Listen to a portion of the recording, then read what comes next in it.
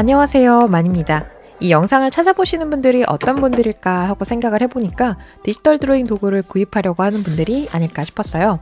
그래서 오늘 영상에서는 휴이온에서 출시된 판타블렛 RTM500 그리고 액정 타블렛인 칸바스 16 201 버전의 스펙과 2주간의 사용감을 먼저 들려드릴 거고요. 그 다음으로 판타블렛과 액정 타블렛의 장단점 그리고 어떤 분들께 어떤 사이즈를 추천하는지에 대해서도 말씀드리려고 합니다.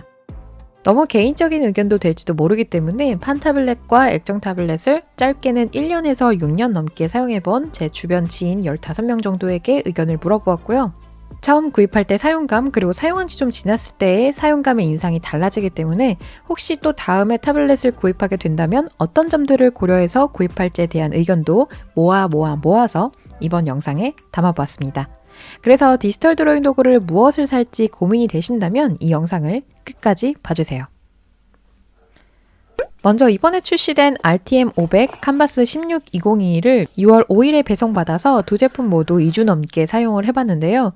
이전 KD200 제품의 사용감이 너무 좋았기 때문에 이번 신상 제품들도 기대가 많이 되었어요.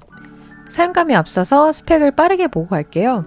RTM500의 제품 크기는 다음과 같고요. 두께는 8.4mm, 무게는 415g으로 정말 가볍고요. USB-C 타입 케이블선 하나로 안드로이드 휴대폰 또는 컴퓨터에 연결해서 사용할 수 있는 제품인데요.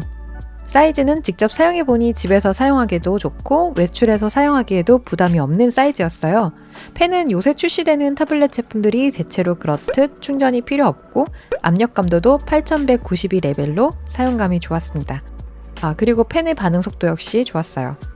지난번에 리뷰했던 KD200 제품과 동일한 펜테크 3.0이 들어갔다고 하는데요. 제 주변에서 휴이온의 이전 제품을 사용하는 지인들이 언급했던 아쉬움이 크게 두 가지가 있어요. 펜이 헛돌 때가 있다는 점, 그리고 드라이버가 불안정해서 불편함을 느낀다라는 점을 이야기를 했었어요. 근데 이번 제품들을 직접 제가 사용을 해보니까 그런 불편함을 느낄 수 없었는데요. 휴이온에서 기술 개발을 통해서 이 부분을 대폭 개선했다고 합니다. 그래서 한 달 넘게 사용 중인 KD200 역시 펜이 헛돈 느낌이 들거나 드라이버가 불안정해서 끊기는 현상 없이 아주 잘 사용 중이에요. 다음으로 살펴볼 제품은 휴이온에서 상당히 아마도 이를 갈고 만들었지 않았나 싶은 칸바스 16 201 버전의 액정 타블렛인데요. 사실 최근에 제가 디지털로 만화를 그리려고 생각 중이에요. 근데 아이패드로는 화면 사이즈에 한계가 있어서 칸바스 22 플러스 제품을 제 장바구니에 넣고 고민 중이었거든요.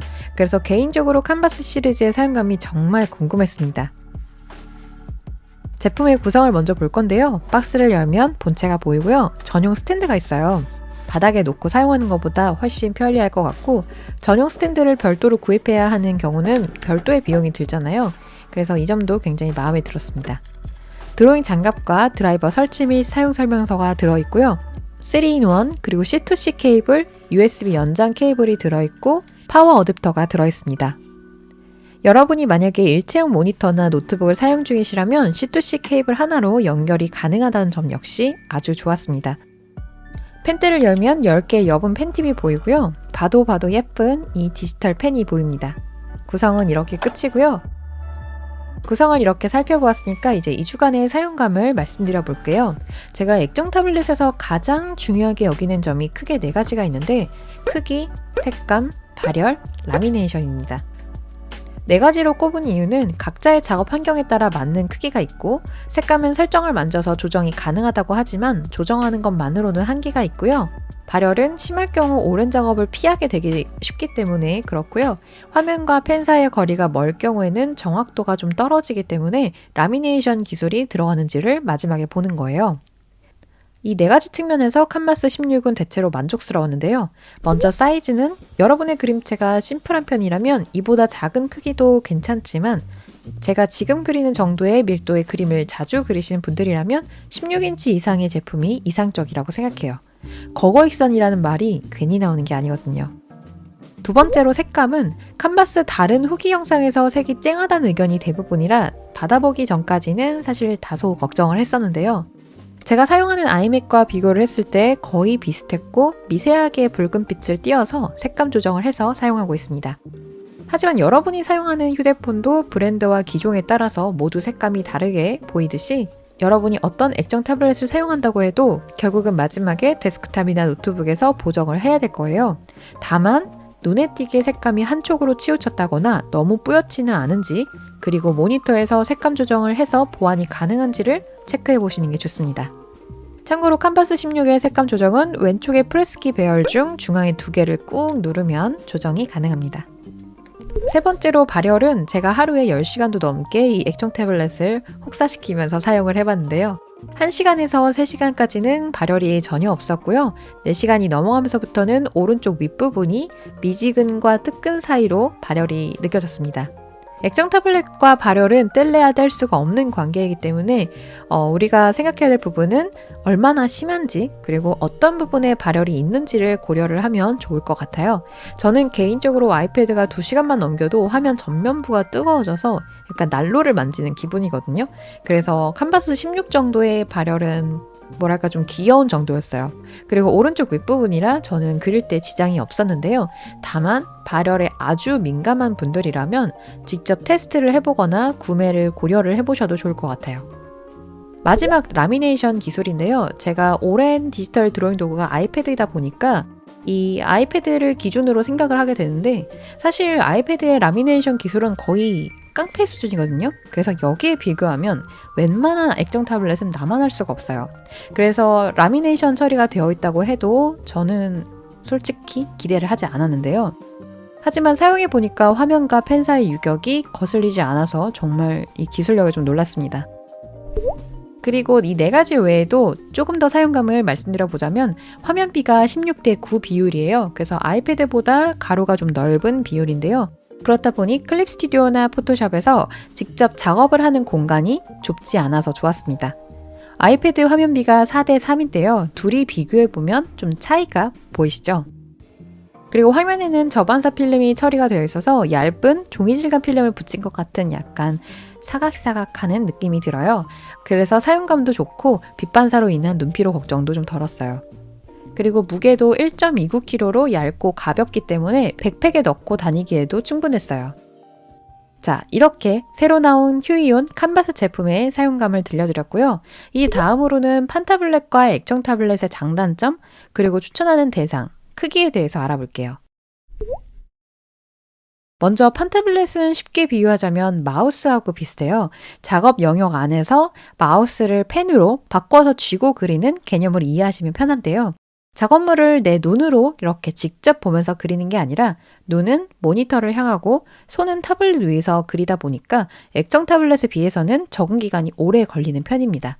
그래서 어떤 사람은 며칠 만에 적응했다는 분들도 있는가 반면에 1년 넘게 적응을 못해서 지인에게 주거나 되팔았다는 분들이 많아요. 저도 그런 사람 중 한 명입니다. 그래서 그림의 숙련도가 높지 않은 분들은 눈과 손에 일치된 이 감각을 익히는데 시간이 제법 필요한 편입니다. 하지만 모니터를 보고 그리기 때문에 바른 자세를 유지할 수 있다는 아주 큰 장점이 있는데요. 그래서 일러스트레이터로 일하시는 분들 중에는 액정 타블렛을 사용하다가 건강상의 이유로 판타블렛으로 다시 돌아와서 사용하는 분들도 계시고 판타블렛만 고집하는 분들도 계시다고 합니다. 자, 그래서 판타블렛은 어떤 분들께 추천을 하느냐? 액정 타블렛에 비해서 판타블렛은 비교적 저렴한 가격대를 형성하고 있는데요. 그래서 예산이 30만원보다 미만인 분들, 면체색 방식의 일러스트를 그리시는 분들, 4K 해상도의 좋은 모니터를 쓰시는 분들에게 추천합니다. 액정 타블렛의 경우 액정 타블렛의 해상도가 낮으면 좋은 해상도의 모니터가 무의미해지기 때문이에요. 사이즈 추천을 해드린다면 집에서 사용하고 외출해서도 사용한다고 하시면 작업 공간이 가로 기준 20에서 25cm 정도, 그리고 좀 더 나는 작은 게 좋다 하는 분들이라면 15에서 20 정도, 손이 큰 편이시거나 큰 기기를 선호하신다면 25cm 이상으로 가시면 좋을 것 같습니다. 자, 그 다음으로 액정 타블렛은 어떤 분들에게 추천하느냐 하면 16인치 기준 예산이 30만원에서 150만원 정도 있으신 분들, 종이에 직접 보고 그리는 게 익숙한 분들, 그리고 판타블렛을 적응을 아무리 하려고 해도 적응에 실패를 한 분들, 그리고 선화 위주의 그림을 자주 그리시는 분들, 특히 만화를 많이 그리는 분들께 추천합니다. 사이즈는 앞서 말씀드렸던 것처럼 작업 테이블의 크기, 개인의 그림 스타일, 선호하는 크기에 따라 천차만별이지만 여러분이 만약에 작고 귀여운 일러스트를 그리시는 분들, 그러니까 밀도가 높기보다는 그림체로 승부하는 그런 스타일의 어떤 그런 그림을 그리시는 분들이라면 12에서 한 13인치도 적당하겠지만 오늘 제가 그리고 있는 그림 정도의 그런 밀도의 그림을 작업을 하신다면 16인치 이상을 추천을 해드리고요. 그리고 웹툰 작가를 희망하시는 분들이라면 22인치 이상의 제품을 추천합니다. 마지막으로 덤으로 아이패드 에어 4세대 그리고 프로 3세대 이상을 어떤 분들에게 추천하냐면요. 여러분의 예산이 120만원 정도 내외로 있으시고 노트북이나 데스크탑이 없는 분들, 좋은 화질과 화면과 펜 거리가 가까운 것을 중요시하는 분들, 프로크리에이트 앱을 써보고 싶은 분들, 그리고 이동하면서도 그림 연습을 계속 쭉 해보고 싶은 분들, 마지막으로 애플 제품이 그냥 마음에 드는 분들에게 추천합니다. 사이즈는 그림용으로 구입하신다면 좀 큼직큼직한 12.9인치를 저는 추천을 해드리지만 여러분이 만약에 이동거리가 길고 평소 가방의 무게가 이미 무거운 분들이라면 11인치를 추천합니다. 자, 오늘은 이렇게 휴이온의 신상 두 제품에 대해서 알아보고 펜 타블렛, 액정 타블렛, 그리고 덤으로 아이패드까지 어떤 분들께 어떤 사이즈를 추천하는지에 대해서 말씀을 드렸는데요. 오늘 이 영상이 디지털 드로잉 도구를 뭘로 살지 고민되는 분들께 도움이 되었으면 좋겠습니다. 그럼 우린 또 다음 주 영상에서 만날게요. 안녕!